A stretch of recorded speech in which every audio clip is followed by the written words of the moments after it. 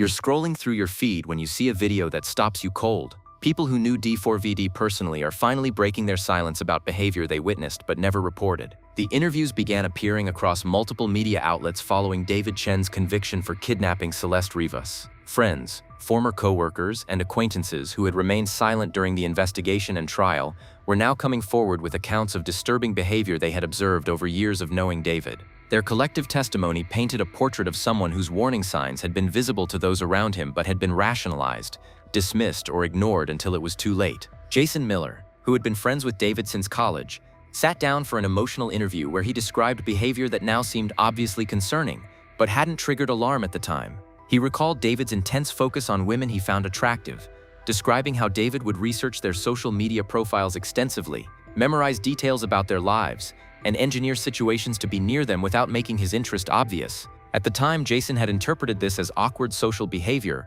rather than predatory surveillance. The pattern Jason described was chilling in retrospect. David would identify women he was interested in, and then spend weeks or months learning everything he could about them before attempting any direct contact. He would know their schedules, favorite locations, friend groups, and personal interests with a level of detail that went far beyond casual observation. When Jason had commented on how much David seemed to know about people he barely knew, David had laughed it off as just paying attention and being interested in people. Sarah Chen, no relation to David despite sharing a last name, worked with him for 2 years at a marketing firm and described interactions that made her increasingly uncomfortable over time. David had a habit of asking intrusive questions about her personal life, particularly about her relationships and dating activities. When she set boundaries about what she was willing to discuss, David would find ways to obtain information through other sources, later revealing knowledge about her private life that she hadn't shared with him directly. The surveillance behavior Sarah described extended beyond just her. She noticed David seemed to track female coworkers' movements and schedules with unusual attention. He would comment on where they had been or who they had been with in ways that suggested he was monitoring them more closely than normal workplace interaction would explain.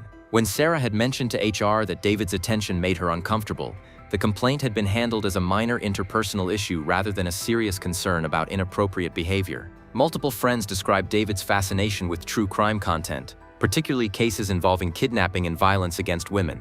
While interest in true crime is common and not inherently concerning, David's engagement went beyond casual viewing.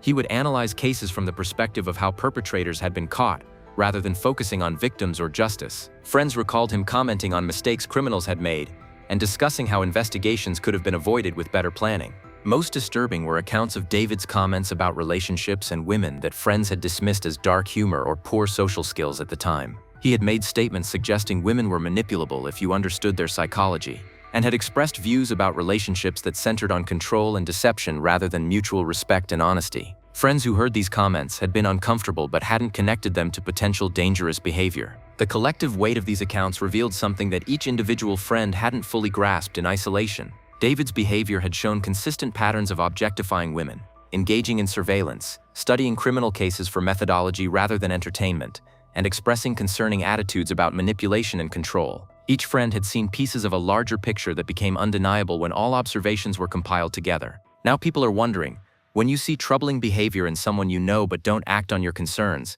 how do you live with that knowledge if they later harm someone? As more friends came forward, a timeline emerged that showed David's concerning behavior had been escalating over years before Celeste Rivas's kidnapping.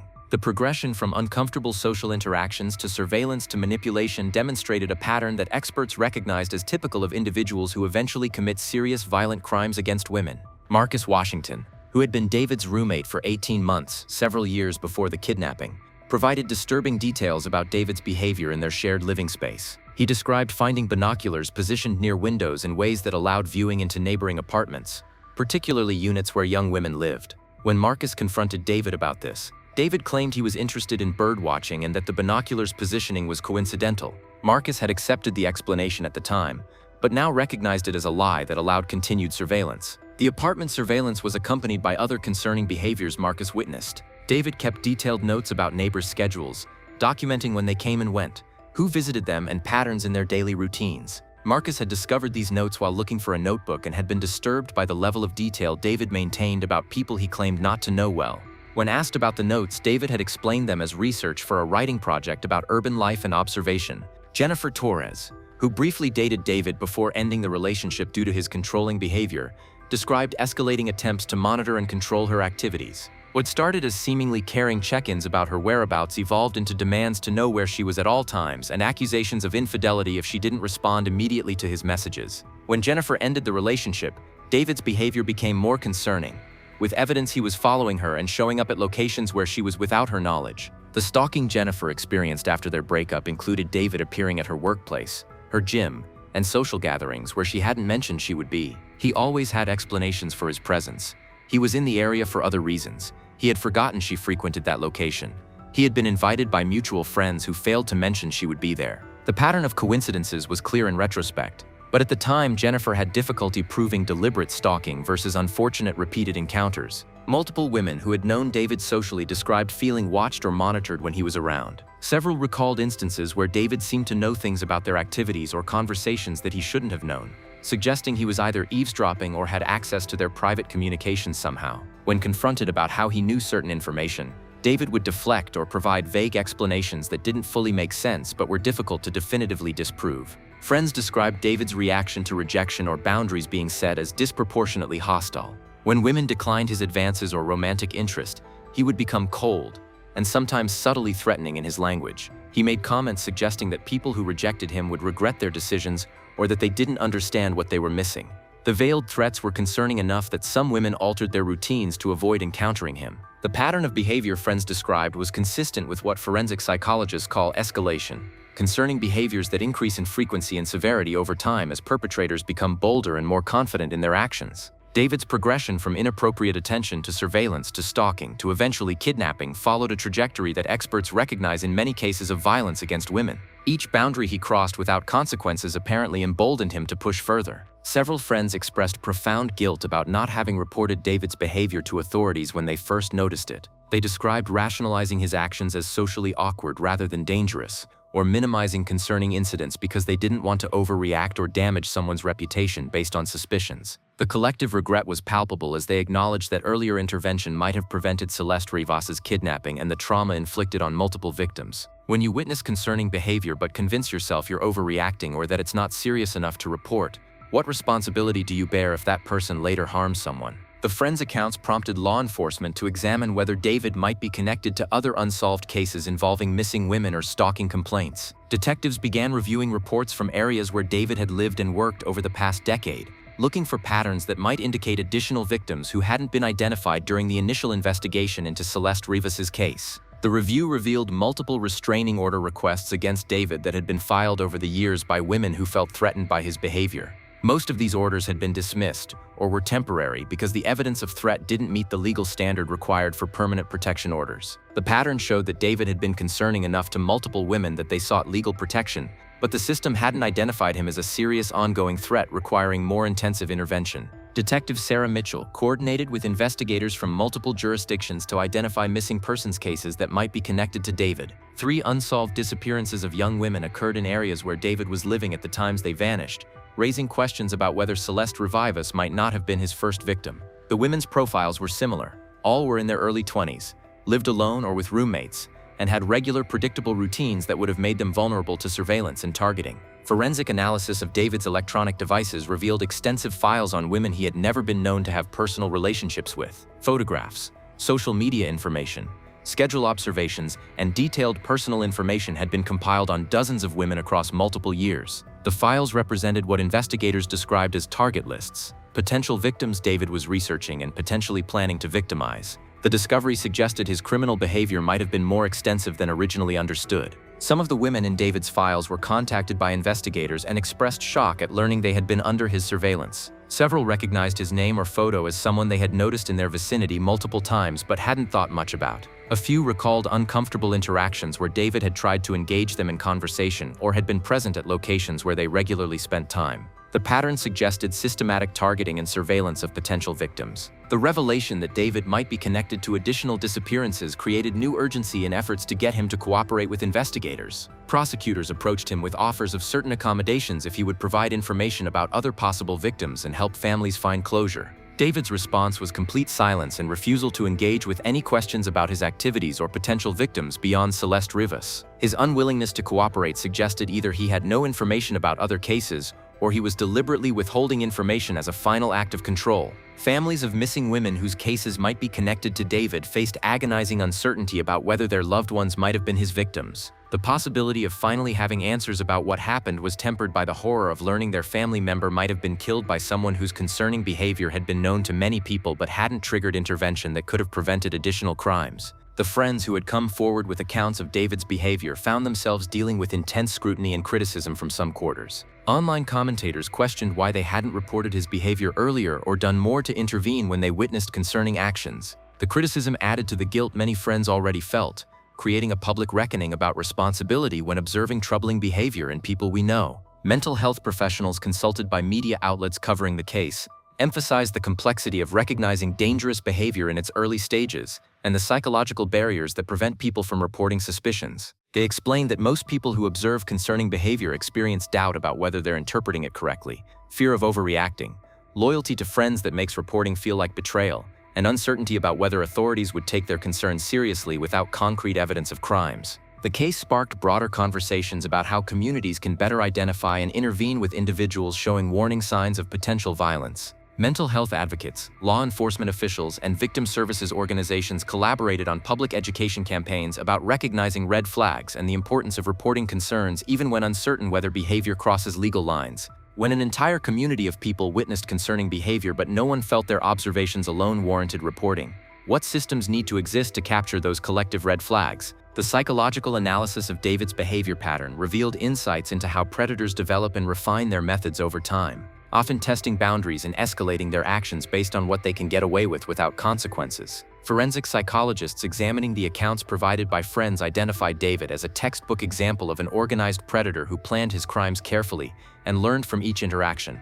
Dr. David Chen, a forensic psychologist specializing in violent offenders, provided analysis of David's progression from uncomfortable social behavior to criminal violence. He explained that David's years of surveillance and boundary testing represented a learning period where he developed skills, identified vulnerabilities in potential victims, and discovered what behaviors he could engage in without triggering serious intervention. Each time he crossed a line without significant consequences, his confidence grew and he pushed boundaries further. The manipulation of Celeste Morgan to provide a false alibi demonstrated sophisticated psychological understanding and planning that likely developed over years of smaller manipulations and deceptions. David's ability to identify someone who would be susceptible to manipulation, build the necessary relationship foundation, and execute the deception successfully showed skills that don't develop overnight but rather through practice and refinement over extended periods. Friends' accounts revealed that David was skilled at reading people and tailoring his approach to what would be most effective with each individual. He presented different personas to different people, showing each person a version of himself designed to achieve specific goals with that individual. This chameleon-like quality made it difficult for any single person to have a complete picture of who David really was or what he was capable of doing. The compartmentalization of his life was another concerning pattern that emerged from friends' testimonies. David kept different friend groups and social circles separate, ensuring that no one person had comprehensive knowledge of his activities or the full scope of his concerning behaviors. If someone in one circle became uncomfortable with his actions, he could continue operating in other circles where those concerns weren't known. The isolation of information prevented pattern recognition that might have occurred if more people had been able to compare notes about their experiences with him. Several friends described instances where David had tested their boundaries or willingness to keep secrets, apparently evaluating who might be trusted to maintain confidence about questionable activities. He would share information in confidence and then gauge whether it was repeated to others, using this as a measure of who could be relied upon to keep quiet about more serious matters. Friends who proved willing to maintain confidentiality found David sharing progressively more concerning information with them. The grooming process David employed wasn't limited to potential victims but extended to creating a network of people who might provide cover, alibis, or assistance without fully understanding what they were participating in. Celeste Morgan was the most clear example, but investigators identified others who had been positioned to serve similar purposes if needed.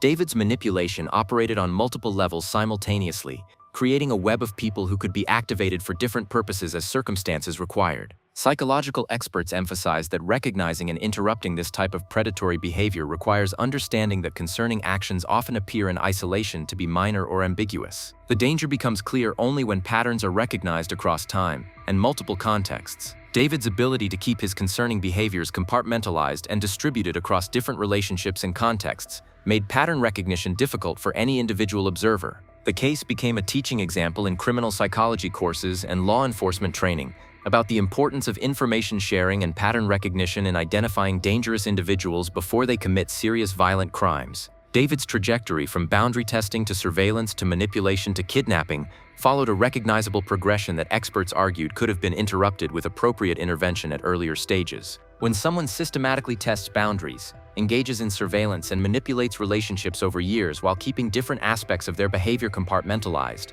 what mechanisms need to exist to piece together the full picture before serious violence occurs? The impact on the friends who came forward extended beyond guilt about not intervening earlier to include trauma from recognizing how close they had been to someone capable of terrible violence. Many sought therapy to process both their proximity to a predator and their unwitting participation in situations that might have enabled his crimes through their silence or failure to recognize danger signals. Support groups formed among people who had known David and were struggling with complicated emotions about their relationships with him and their failure to act on concerns they had experienced. The groups provided space for processing guilt, fear, and betrayal, while also serving as forums for understanding how normal people can fail to recognize danger even when warning signs are present. Mental health professionals facilitating these groups emphasized that predators deliberately manipulate perceptions to avoid detection. Jason Miller, David's former college friend, became an advocate for education about recognizing predatory behavior and overcoming the psychological barriers to reporting concerns. He spoke publicly about his regrets and the rationalizations he had made when witnessing David's concerning actions.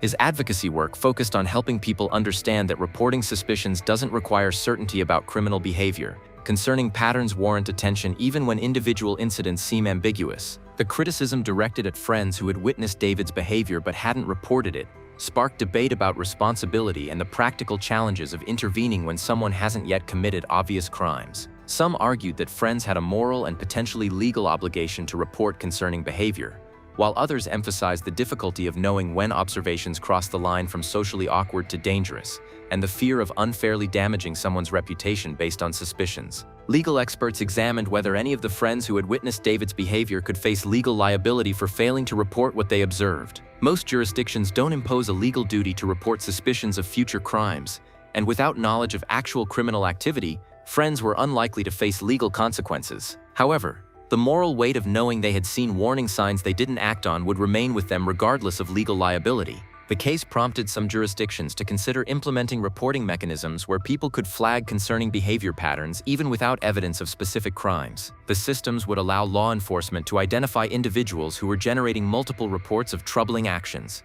potentially enabling intervention before violence occurred. Privacy advocates raised concerns about such systems creating databases of people who hadn't committed crimes, sparking debate about balancing prevention with civil liberties. Educational institutions and workplaces began reviewing their protocols for responding to reports of concerning behavior. Many organizations realized their systems were designed to address specific violations but weren't effective at capturing patterns of behavior that individually seemed minor, but collectively indicated potential danger. New training programs emphasized the importance of documenting observations and sharing information across departments to enable pattern recognition. The Friends' public testimonies created a cultural moment around the question of bystander responsibility and the ethical obligations people have when they observe troubling behavior. Social media discussions explored the complex balance between not wanting to overreact to behavior that might be innocent and the potential consequences of dismissing genuine warning signs. The conversations acknowledged how difficult these judgments are in real time without the benefit of hindsight. Victim advocacy organizations used the case to emphasize that friends and family of potential perpetrators are often the first to observe concerning behaviors, and that creating safe channels for reporting suspicions is crucial for prevention. They work to reduce stigma around reporting friends or family members, and emphasize that early intervention might prevent serious crimes while also potentially getting troubled individuals help before they cause irreparable harm. The psychological burden on friends who recognized they had been manipulated by David to serve his purposes without their knowledge was significant. Learning they had been used as alibis, sources of information about potential victims, or cover for his surveillance activities created feelings of violation and complicity. Therapy helped many process that they had been victims of David's manipulation rather than willing participants in his crimes. When the warning signs of dangerous behavior are distributed across multiple people's observations and no single person has the complete picture, what responsibility does each individual bear for the collective failure to recognize and report the pattern? The media coverage of friends speaking out about David's warning signs created a broader cultural conversation about recognizing predatory behavior and the subtle ways dangerous individuals test boundaries and groom both victims and their social networks. True crime content creators produced extensive analysis of David's behavior patterns, using the case as an educational tool for identifying red flags in people's lives. The educational content focused on specific behaviors friends had described that in isolation might seem innocuous, but in pattern indicated predatory thinking and planning. The excessive interest in true crime from a perpetrator's perspective rather than victim or justice focus. The surveillance of women's routines and detailed tracking of their activities. The manipulation of relationships to create potential alibis or sources of information. The testing of friends' willingness to keep secrets or bend rules. Each behavior was examined as a potential warning sign. Mental health professionals appeared on news programs and podcasts to explain the psychology behind why people dismiss or rationalize concerning behavior in others. They discussed cognitive biases that make us want to believe people we know are fundamentally good, the discomfort of confronting someone about troubling actions, and the social pressure against being perceived as paranoid or judgmental. Understanding these psychological barriers was presented as crucial for overcoming them when genuine concerns arise. The case study of David's friends became required material in psychology and criminal justice courses examining bystander intervention and the development of violent offenders. Students analyzed what friends observed, how they rationalized those observations, and what alternative actions might have been possible at various points. The educational value was not to blame friends retroactively, but to prepare future generations to recognize similar patterns earlier. Some friends faced ongoing harassment and threats from people who believed they should have done more to stop David. The online attacks were severe enough that several friends deleted their social media accounts or relocated to escape the public scrutiny and blame. Law enforcement had to intervene in cases where the harassment crossed into threats, reminding people that friends were not responsible for David's crimes even if they had witnessed concerning behavior. The complexity of the friends' positions generated sympathy from many who recognized how difficult it is to know when observations warrant reporting to authorities. Personal anecdotes flooded social media from people who had observed troubling behavior in others but hadn't known how to assess whether it represented genuine danger or simply awkward social behavior. The shared experiences created community around the difficulty of these judgments. Celeste Rivas' family members had mixed feelings about the friends' testimonies. Some family members expressed frustration that people had witnessed warning signs but hadn't reported them, potentially costing their daughter her life if earlier intervention might have prevented David's escalation. Others recognized the difficulty of identifying danger before crimes occur, and expressed appreciation that friends were now speaking out to potentially prevent future tragedies by educating others. The Friends' advocacy work expanded beyond David's specific case to broader efforts around violence prevention and bystander intervention. They partnered with organizations working to create better reporting systems, educate communities about warning signs, and reduce barriers to intervention when concerning behavior is observed. Their work carried the weight of personal experience and genuine commitment to preventing others from experiencing their regrets. Research institutions studying violence prevention used the case to examine the effectiveness of various intervention points and what might have made reporting more likely at different stages. The research explored questions about what information friends would have needed, what reporting mechanisms would have felt accessible and safe, and what responses from authorities might have encouraged earlier intervention.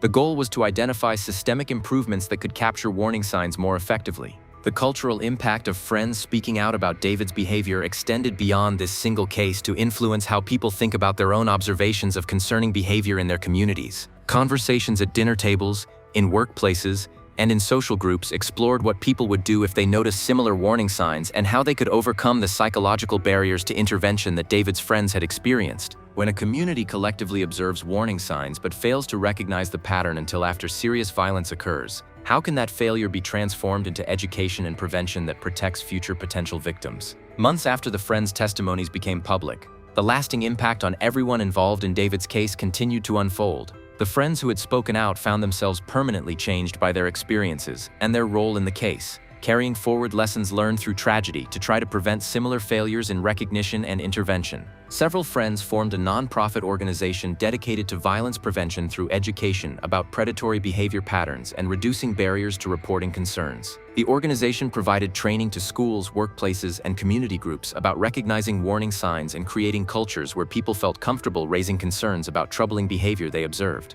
The work gave purpose to their regrets and created positive outcomes from their painful experiences. Jason Miller's advocacy work expanded to include testimony before legislative committees considering bills related to stalking laws, reporting requirements, and violence prevention programs. His personal story about witnessing David's concerning behavior but not recognizing its significance carried weight with lawmakers considering how to strengthen systems for early intervention. Several states implemented new programs based partly on recommendations developed from analyzing what might have prevented David's crimes. The therapeutic processing continued for friends as they worked through layers of complicated emotions about their relationships with David and their failures to intervene. Therapy helped many separate their responsibility for recognizing and reporting concerning behavior from responsibility for David's choice to commit crimes. The distinction was important for managing guilt while still acknowledging that earlier intervention might have changed outcomes. Academic research emerging from the case provided data and insights about bystander behavior, pattern recognition, and the psychology of normalizing concerning behavior over time. The research contributed to developing better training programs for recognizing predatory behavior and overcoming psychological barriers to intervention. David's case became one of the most thoroughly studied examples of community failure to recognize danger signals despite widespread observation of concerning behavior. The criminal justice system implemented some reforms based on lessons from David's case, particularly around information sharing and pattern recognition across multiple reports or observations. New protocols enabled law enforcement agencies to identify when multiple people reported concerns about the same individual, even if each individual report didn't rise to the level of criminal behavior. The systems aimed to capture collective warning signs that individual observations might miss. Celeste Rivas remained missing despite David's conviction, leaving her family without closure about what happened to her or where she might be. The family continued advocating for David to provide information about their daughter's location, but faced his continued silence and refusal to cooperate. Their suffering extended beyond her disappearance to include the torture of not knowing her fate despite her kidnapper being identified and imprisoned. Celeste Morgan continued her recovery from being manipulated into providing David's false alibi, working through complex feelings about her role in the case and her unwitting contribution to delaying his identification as a suspect. Her courage in coming forward had been crucial to his conviction, but the knowledge that she had initially been deceived into helping him escape detection created lasting trauma she continued processing in therapy. The friends who had spoken out maintained varying levels of public presence around the case. Some continued advocacy work and public speaking about violence prevention, while others chose to process privately and move forward with their lives away from public attention. The different approaches reflected individual needs and comfort levels with public exposure about their connections to David and the case. The cultural conversation about recognizing and reporting concerning behavior continued evolving, with David's case serving as a reference point in discussions about when observations warrant intervention. Schools incorporated lessons about identifying troubling behavior patterns into their curricula. Workplaces updated training about responding to concerning employee behavior. Communities held forums about creating cultures where reporting suspicions was encouraged and supported rather than seen as paranoid or disloyal. The long-term psychological impact on those who had been close to David without recognizing his danger remained an area of ongoing study and therapeutic work. The experience of being deceived so completely by someone thought to be a friend challenged fundamental assumptions about their ability to judge character and recognize threats. Rebuilding that confidence while incorporating lessons learned was a process that would continue for years. The case's legacy included both the tragedy of Celeste Rivas's kidnapping and the potential prevention of future violence through education and awareness generated by friends speaking out about warning signs they had observed. The balance between those outcomes, the harm that occurred and the harm potentially prevented through increased awareness, was impossible to measure but represented some meaning derived from terrible tragedy. When people who witnessed warning signs come forward after violence occurs, their testimonies serve dual purposes. They provide evidence for prosecution while also educating communities about recognizing danger before it manifests in serious crimes. The friends' willingness to speak despite their guilt and despite public criticism represented courage that might save lives by helping others recognize similar patterns earlier and intervene before tragedies occur. In the end, can the education and prevention that emerges from tragedy ever truly compensate for the harm that might have been prevented if warning signs had been recognized and acted upon earlier?